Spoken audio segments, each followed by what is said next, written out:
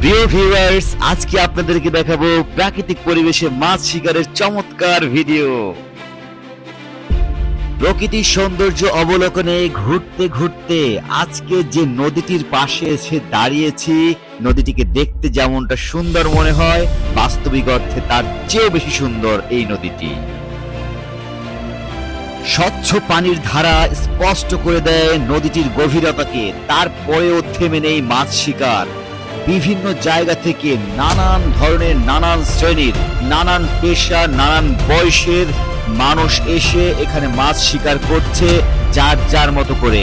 এবং এখানে পানি এতটাই ডিপ যে শীতের মৌসুমে 30 থেকে 35 ফিট পর্যন্ত পানি থাকে, আর বর্ষার মৌসুমে এটা প্রায় ডাবলেরও বেশি হয়ে যায়।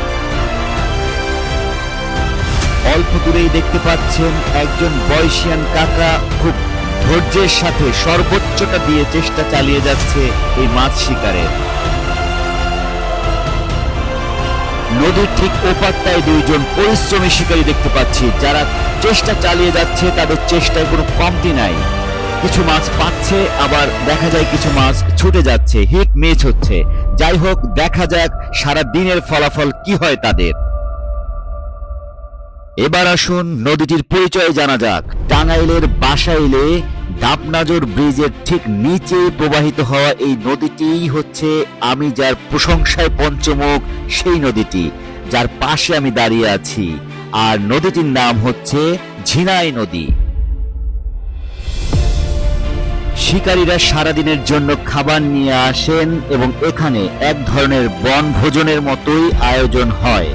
সারাদিন থাকেন এবং দিন শেষে যে অর্জনটা তাদের, সেটা বাসায় নিয়ে যান এবং সেটা দিয়ে ফ্যামিলি সহ উপভোগ করেন।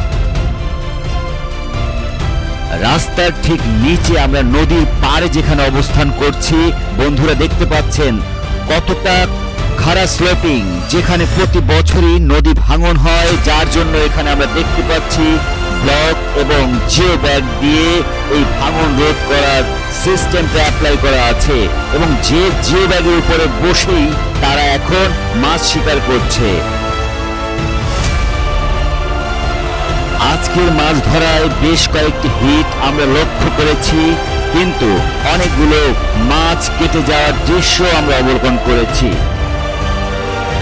দেখুন এই কাকার সেই মাছ ধরার টোপ শেষ হয়ে যাওয়ায় ডিম রুটি দিয়ে আবার নতুন করে টোপ তৈরি করছেন সে।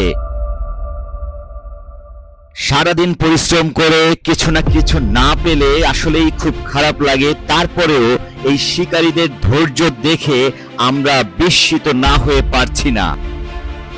চমৎকার সেই ডাবনাজর ব্রিজের সেই ভিউটা আমরা দেখলাম। এখানে আরেকজন শিকারীকে দেখতে পাচ্ছি, আপনাদের পরিচিত হতেও পারে। দেখুন সে কতটা নিষ্ঠার সাথে, একাগ্রতার সাথে ছিপের দিকে তাকিয়ে আছেন যে কখন বড়শিটা টান দেয় বড় কোনো মাছ, যেটা সে এক্সপেক্ট করছে সারাক্ষণ। এখানে আমরা আবার দেখতে পাচ্ছি চেষ্টা চলছে, মাছ ধরার চেষ্টার কোনো কমতি নেই। একের পর এক টোপ দেওয়া হচ্ছে, ভ্যারাইটিস টোপ দেওয়া হচ্ছে, বিভিন্নভাবে চেঞ্জ করে দেওয়া হচ্ছে। দেখা যাক।